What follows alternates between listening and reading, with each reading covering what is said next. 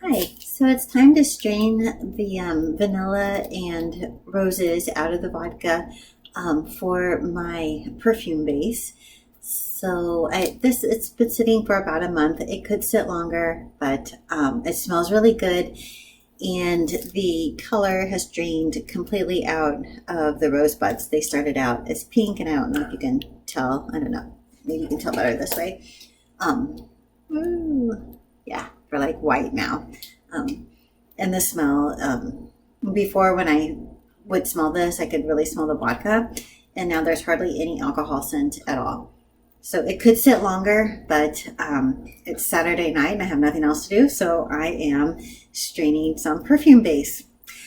All right, so what I'm going to need, and I think I have everything ready, hopefully. I usually have forgotten a thing or two, but I've got my cheesecloth and my strainer. And you don't need both, but it really works best if you do have both, because you just lay it in like so. And then I put it over this guy like this, because then I can pour it easily into my different vessels that I'm storing it in. Obviously, I mean, you can do this, strain it straight into the jar or bottle that you're using, but I'm going to use a couple of different ones, so this is what I like to do. Plus, I will see how much I actually end up with, because I'm really bad at guessing that, and I never measure anything, so there's that.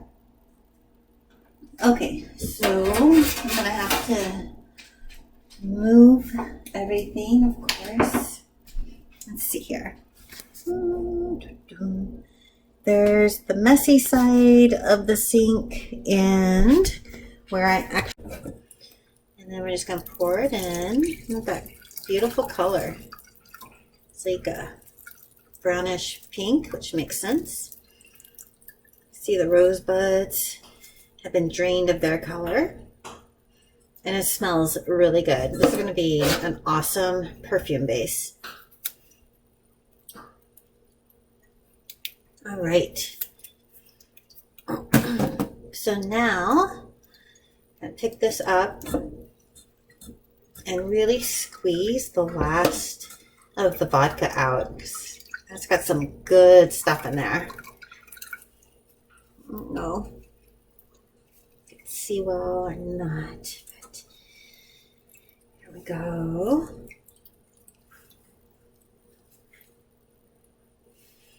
Okay, so then I'm going to put this off to the side to compost and show you what I got. It's Saturday night, so it's kind of dark, as you can see. But it turned out to be like exactly 1 cup. Isn't that funny how that works? Okay. So I'll deal with all of that in a bit. Hold on. All right. Sorry, I've had a cold ever since I started working at a school again. It's not bad, but it just seems to linger. I can't quite kick it. All right, so I think my next the next thing I'm going to do is make some elderberry syrup to help me kick this cold and really crank up my immune system for the rest of the school year. But for now, so I'm going to put this 1 cup of perfume base into these 2 different vessels. I'm going to put it directly into here and make a perfume right away tonight. And then I'll put it in this one to store for another time. And it's got this cute little top with it. Isn't that nice?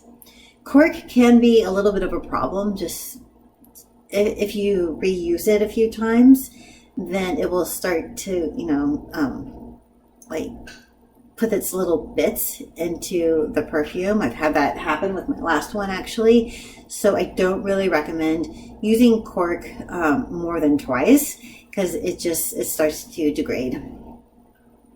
Okay, so now I'm going to use my funnel, and let's see here. Pour this in. problem with dark gloss is you can't see what you're doing. You can kind of see, but especially because it's dark out. It gets so dark so early this time of year. It's just hard to get used to.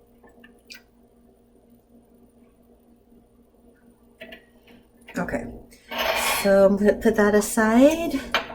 Bring my next one here. So you can really do anything with a rose and vanilla base. Just about any essential oils are going to blend well with that base. You could even make it like a male smelling cologne with like bergamot and cedar and sandalwood. That actually sounds really good. Maybe a little bit of lime. For myself,